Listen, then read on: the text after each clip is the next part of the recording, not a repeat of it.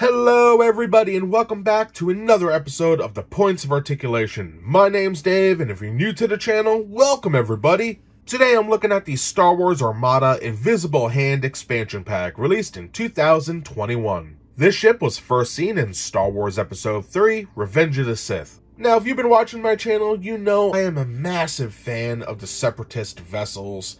The Confederacy of Independent Systems to me was a brilliant idea, having all these different races working together, and it seems like each race had its own different types of droids or ships, and to me that was awesome.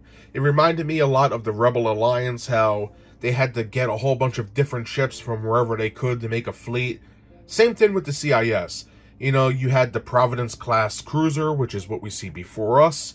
And then you had all the other vessels like the Techno-Union transports and whatnot, the Trade Federation battleships, great stuff. And, you know, Fantasy Flight Games has done an amazing job with these. And what I like most about them is not only are they all unique, but just the textures and the detailing on them is fantastic. Take this ship, for example. The Invisible Hand, which is the flagship for General Grievous during the Clone Wars, is, you know, it looks very simplistic at first, but once we start diving into all the details, you'll see this thing is covered with tons of antennae, and the front has that predatory beak like a bird of prey.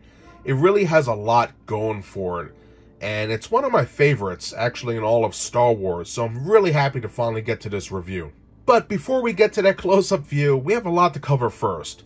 So for the size, it's a tad over 7 inches long, or about 18 centimeters. So it is a nice size ship. It's not as big as, say, an Imperial Star Destroyer by any means, but for the Clone Wars, it's a nice size and it goes well with the Venator, which we'll look at later.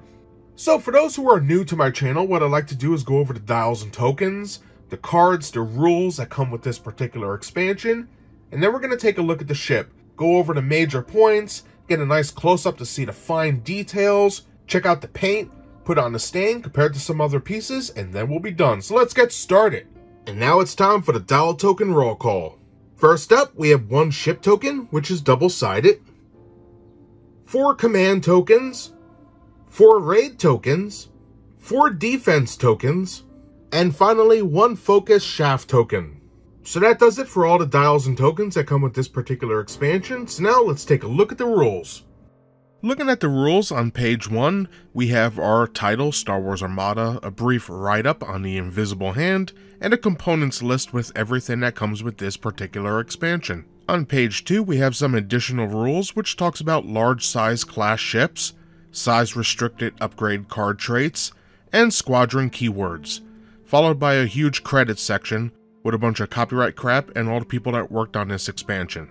So that does it for the rules. So now let's take a look at the cards. Alright, looking at the cards, like always I will read the name of the card. If you would like to pause the video and read all the data below, by all means go right ahead and continue when you're done.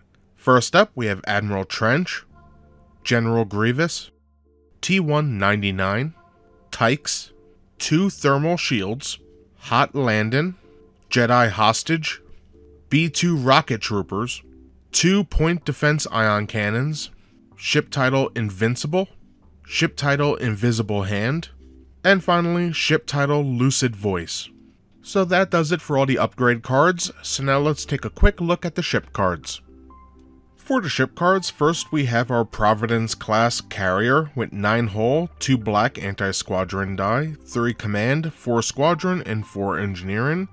Some nice arcs here, strong shields in the front arc, which is kind of cool. Looking at the back of the card, we have some beautiful art here. Providence class carrier at the top. On the left hand side, we have all the possible upgrades. And on the bottom right, we have the price for this, which is 105 points. For our second ship card, we have the Providence class Dreadnought with 9 hull, 1 blue anti-squadron die, 3 command, 4 squadron, and 4 engineering. Again, 5 shields in the front arc, 3 on the left and right, and 2 in the aft. And for its dice, we have some black, red, and blue for each arc, which is kind of interesting. For the back of the card, we have our title at the top, Providence class Dreadnought, possible upgrades on the left-hand side, and the cost is on the bottom right, which is 105 points. So that does it for all the cards that come with this set. So now let's take a look at this beautiful ship. Alright, finally, let's take a look at this beautiful vessel. Just like in all my videos, I will go over all the major sections of the item, and we'll get a nice close-up look to see those fine details. So let's start with the aft section and work our way to the forward. Right here we have our comms array and also observation deck. Looking nice with the pylon. In the back here, we have our ion engines, which look amazing. We'll have a close look at all this in just a few. Right here is our main hangar bay. On the sides, we have turbo lasers, allegedly. I don't really see them here, but maybe like right there and right there. If you saw the movie, you know what I mean. Right here on the top, we have our ground forces command section, which looks great. Coming down here, you can see all these little antennas. This is all for sensors and comm antennas. Some great stuff. This section right here by my finger is the command bridge. Looking good. We have our beak for the forward, which looks amazing. Some nice designs there. And then all along this section going down are turbo lasers, tractor beams, laser cannons, and also torpedo tubes. So very nice, very detailed. As you can see, the paint is actually very vibrant as well, which is great. And on the bottom, we have a lot of nice detailing along with our peg port for the stand. Some pretty cool stuff. And here's the aft section. You can see it's very detailed as well. Looking good. All in all, that's the major parts of this vessel. So now let's get a closer look. Alright, getting started with a close-up look, we're going to begin with the bottom of the ship. And we can see this beautiful line work and paneling all throughout the bottom here. And if I turn it, you can see nothing is flat, even though it looks it. Everything is either raised up or recessed in, and it looks amazing. Just beautiful stuff. I like it quite a bit. Now for this little pylon here with this pod, that looks great as well. You see there's even detail on the front and top. Looking very sharp. And the aft, great stuff. Peg port for our stand. Coming up, you can see this beautiful work here. Excellent. Now, of course, I like the sides here. Now, believe it or not, this black and gray is not molded. That's just paint. So, pretty decent. And in this section here, looking good. Now, if I turn it here, you'll see that the bottom has all these little antennas, which looks great. Coming down, more beautiful work, and the bottom of our beak. Looking great. Now, coming back to the aft, we'll look at this real quick. Look at these engines. Fantastically done. Beautifully detailed in the interiors as well. Look at that. And the coolest aspect of these engines is on the top and bottom here, we have the little shields that when they had the emergency reverse, these would drop back and the engine would blow out and then to the sides. And that's a nice touch that they added that. It's even on the center engine. You can see it on the sides here. Let me turn it this way so you guys can see. Very nice. This came out great. And you can see those engines are nicely detailed.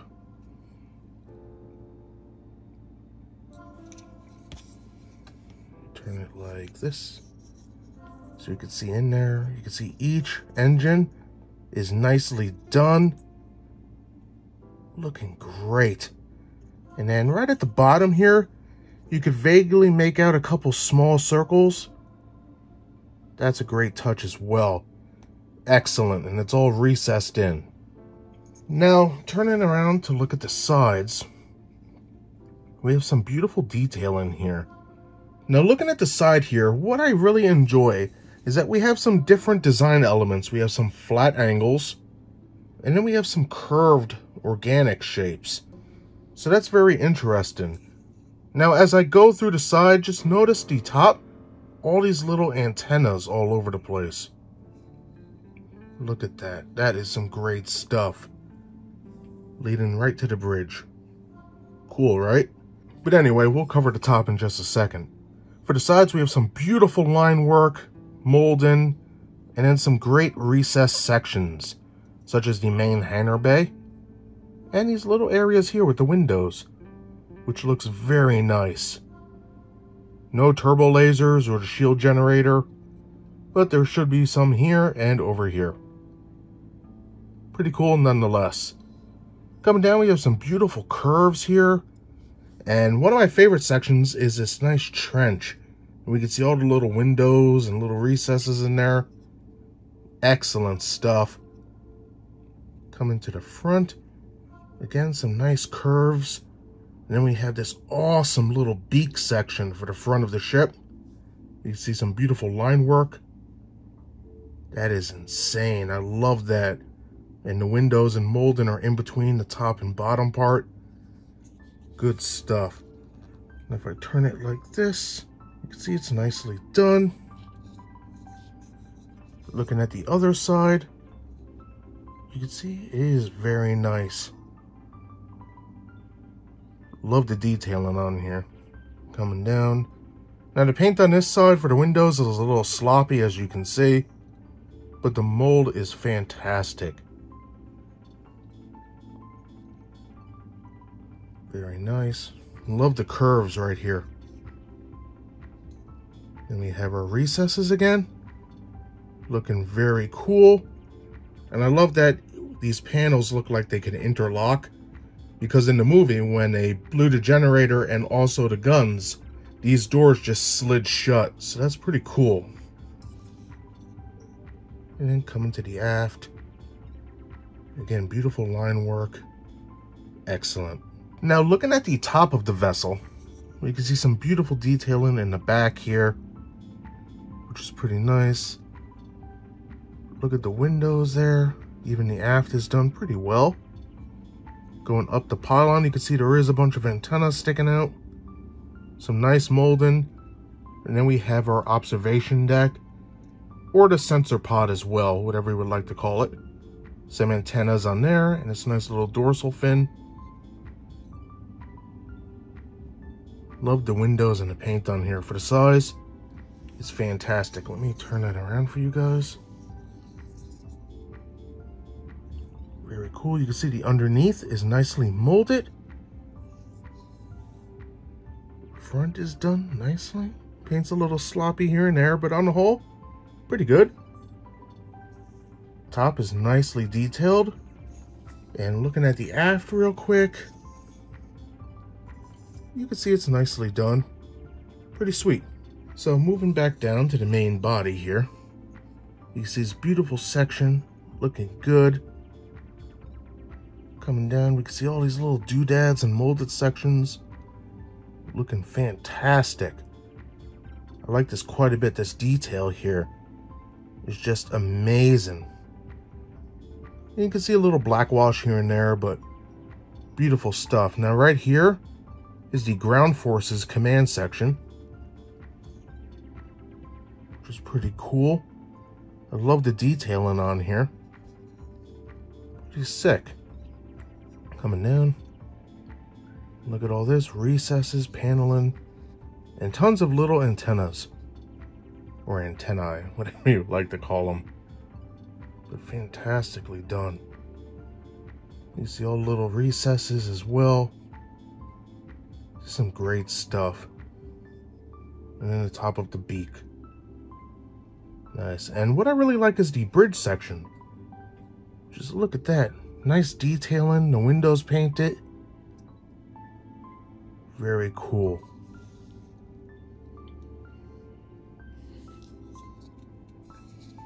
Coming this way. Fantastic. And that's everything I have to say about the mold. In short, this is a beautiful ship. So now let's take a look at the paint. And now looking at that paint scheme on the Star Wars Armada Invisible Hand, this bad boy features about 9 different colors, which is insane. But Just look at it. There is a lot going on here, and we have a lot to talk about, so I'm going to cut right to the chase.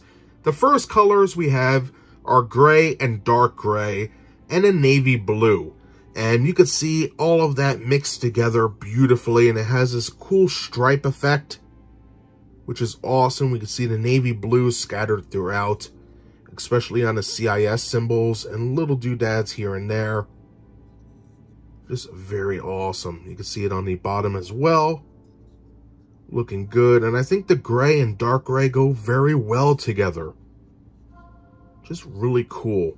I know a lot of people don't like this particular color scheme, but I don't know. I'm a little biased. I love the CIS color scheme, these blues and grays. To each his own though, right? Now in the front, we do have this darker gray mixed with some black. And that looks awesome. Very nice. Looking at the other side, you can see the bottom is that black color as well. Looking good. Then we have some white, which is mixed with that navy blue. And as we saw when we were zoomed in, the paint is not bad at all. For the most part, you know, it's very clean. Now, you know, when we zoom in, we're going to see all the little mishaps here and there, but for the most part, I'm very happy with this.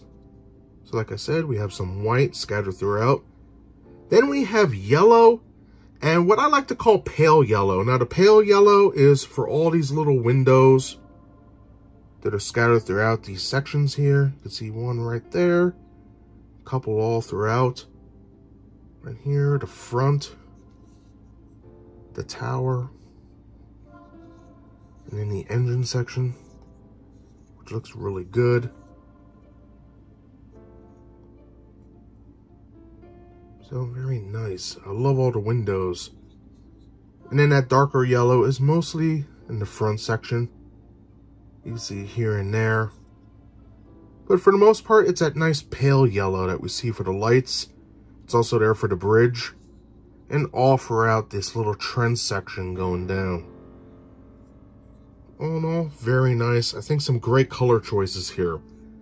Moving on from there, we do have some black wash, which fills in all these little nooks and crannies throughout this ship and really brings it to life, especially down here.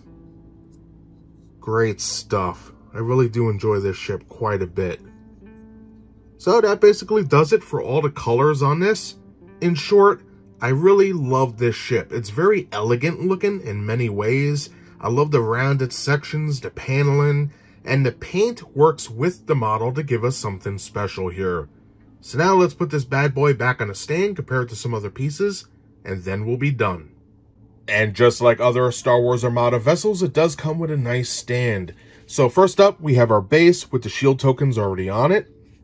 Next, you're going to grab your ship token, which sort of lines up with this rectangle. And there's a little lip here, so it holds in pretty well. Next, you're going to grab your pylon, place it in like so, and if you turn it around, push it up, and then you have a locking mechanism, which is great. Finally, grab your ship. Remember to be a little gentle. Slide it on like so. And just like that, everybody, you are good to go. For a quick size comparison with the Star Wars Armada Invisible Hand seen in the center, I have it next to some other Armada vessels from the Republic faction.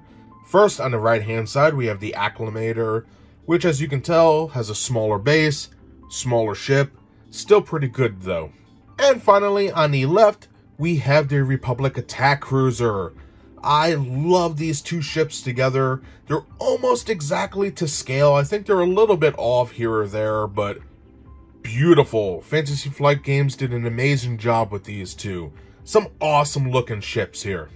And if you're interested in seeing reviews of any of the vessels here, check the links in the description below.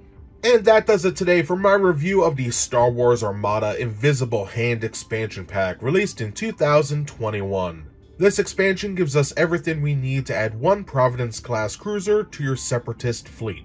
Now, talking about the ship, mold-wise, I think it's beautiful. It's one of those pieces that you see it, and yeah, it has a pretty elegant design, a little predatory here and there.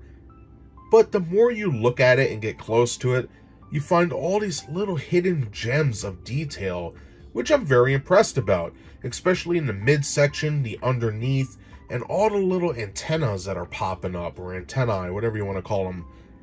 I'm very impressed. I really am. And I think it's better than I thought it would be.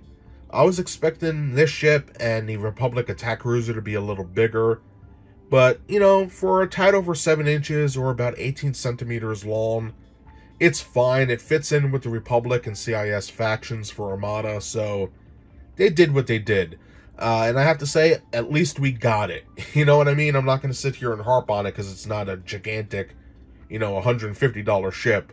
It's beautiful, and I really enjoy it. The more I look at it, the more I see new little things that I missed, and it's art. And one of the aspects I really enjoy is the paint.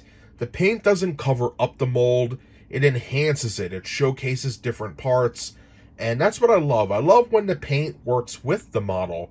It doesn't cover it up. So enough of me yapping. That is everything I have to say today about the Invisible Hand. In short, it's beautiful, and if you're a CIS player, I really recommend it. So if you enjoyed this video, smash that like button, and if you'd like to see new videos every week, subscribe. And as always, I want to say thank you very much for taking time out of your busy schedule to watch my content. I greatly appreciate it, and I hope to see you next time. Bye, everybody!